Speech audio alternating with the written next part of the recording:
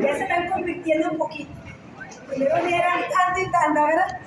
Y le gustaba venir a su clase, ahora no le gusta venir a la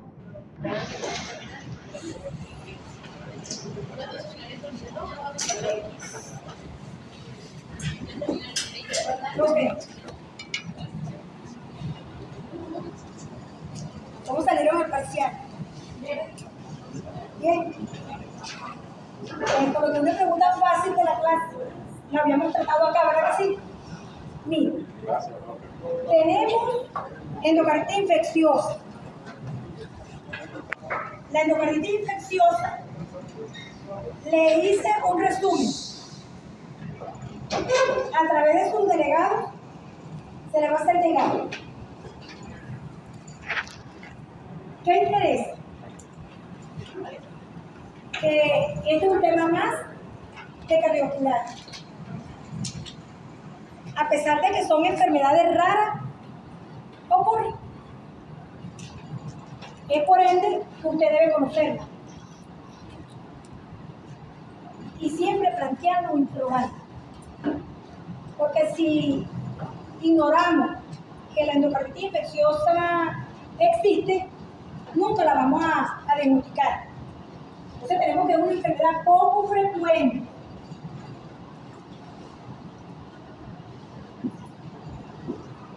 Pero es mortal. Y si es mortal, nosotros como médicos tenemos que tratar de hacer diagnósticos y tratamientos precoz, ¿verdad? Pero realmente es muy difícil hacer un diagnóstico y tratamiento precoz. ¿Por qué? Porque tiene una clínica muy inespecífica. ¿Qué les digo cuando hablamos de clínica inespecífica? Muy similar a otras patologías. Mucho diagnóstico diferencial.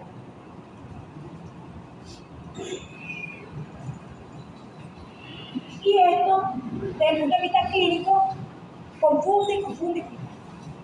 De tal manera que para hacer el diagnóstico de la endocarditis infecciosa, por ende, hay que echar mano de laboratorios y de estudios complementarios,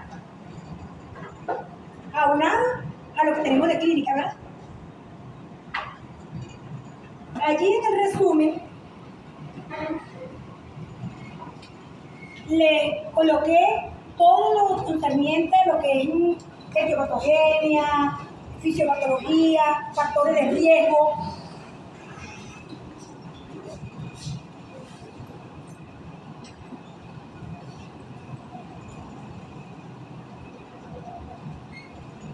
Como todas las enfermedades cardiovasculares, pulmonares, ¿qué se han dado cuenta? Contigo un alumno, todas las enfermedades pulmonares terminaron con disnea, ¿verdad que sí? En todas las enfermedades clínicas ustedes colocaban que era disnea. Ok, con cardiovascular, igual que pulmonar, ustedes se darán cuenta que existen algo en la parte epidemiológica que deben estudiarlo, que son los factores predisponentes, factores precipitantes y factores de riesgo. Para la endocarditis infecciosa existen muchos factores de riesgo, pero aquí hay algo bien resaltante, que aquí los factores de riesgo son la manipulación quirúrgica en sentido céfalo-caudal. Comenzamos por la boca. La existencia de caries dental es un factor de riesgo para endocarditis infecciosa. Las exodoncias, todo procedimiento odontológico es riesgo.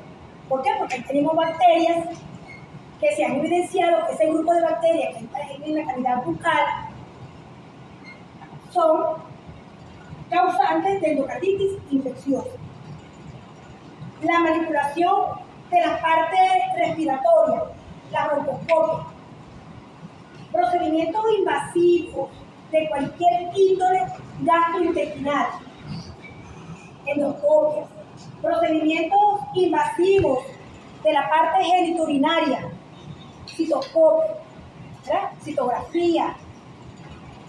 Pero también existen otros factores de riesgo, como son la edad, quienes serían más propensos, los mayores, ¿verdad? Los ancianos, los más vulnerables, los que tengan afecciones cardíacas previas. Pero siempre ya los ancianos tienen afección cardíaca previa, tienen daño de estructuras valvulares, tienen hipertrofia miocárdica, como los muchachos hablaban, hipertensión arterial, y hay algo de base. Tienen prótesis, que es bien importante los factores de riesgo, los pacientes que tienen prótesis, los pacientes que tienen malformaciones cardíacas congénitas, los pacientes consumidores de droga, que la usan endovenoso, pacientes que usan catéteres endovenosos permanentes, por ejemplo, los pacientes que son dializados, que tienen catéteres permanentes. Entonces ustedes se darán cuenta de que existe un importante grupo de factores de riesgo para este tipo de patología.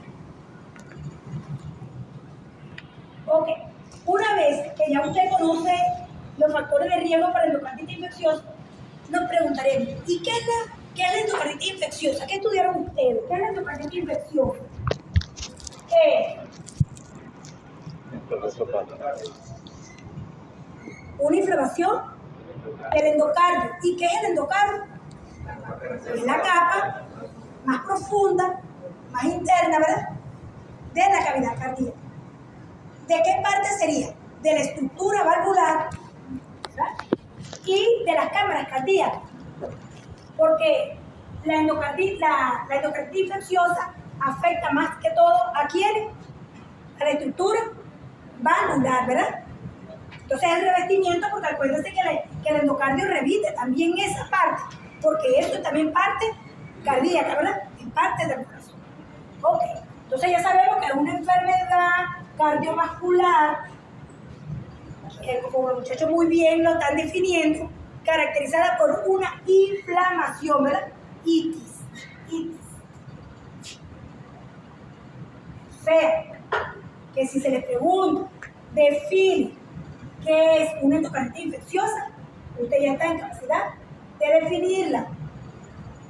Muchachos, no escriban cosas que no son, porque entonces esa pregunta de desarrollo se habla en clase. Entonces después comienzan a decir otras cosas, que no, si estamos hablando de endocarditis infecciosa, usted no puede salir hablando de aortitis. No, porque es que son similares, no jamás, no son similares. Ok, una vez que ya nosotros sabemos, decimos, ¿quién la produce? Si hay unos factores de riesgo y se inflama, ¿quién la produce? Entonces tenemos la etio.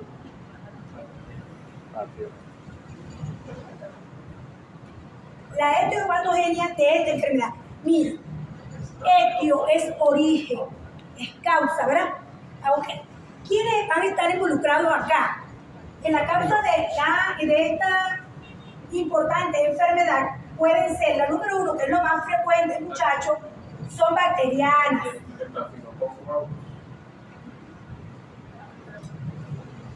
Bacterianas. Ok, ¿a quiénes tenemos aquí? ¿Quién dijo estafilococcus aureus? Tenemos, ¿qué pasa? Tenemos el número uno, tenemos los estreptococos, ¿verdad? Y los estreptococos beta hemolíticos del grupo A, es lo más frecuente. Estreptococos beta hemolíticos del grupo A. Ok. Pero resulta y acontece que la bacteria que él está nombrando, el estafilococo, es bien interesante porque también la puede producir. Y sobre todo en aquellos pacientes que están hospitalizados, está dentro de la infección. Si está hospitalizado, ¿cómo se llama esa infección? Nosocomial. Entonces nosocomialmente él la puede adquirir, ¿verdad? Es estafilococcus aureus. Y sobre todo en pacientes que están con su componente inmunológico debilucho. ¿Ok? Entonces tenemos eso, los estafilococos.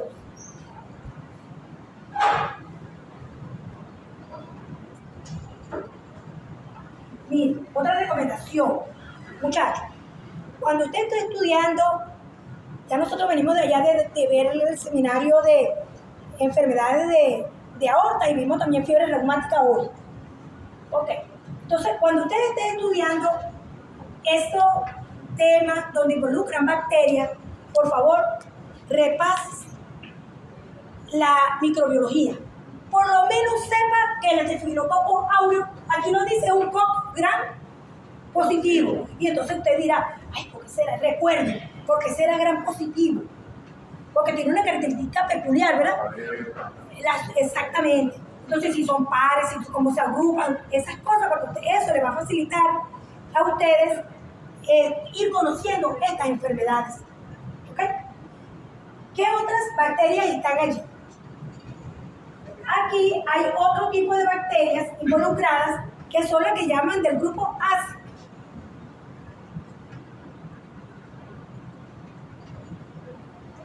Este es un grupo de bacterias que son bacilos. Estamos hablando que estos señores que están aquí son cocos, ¿verdad?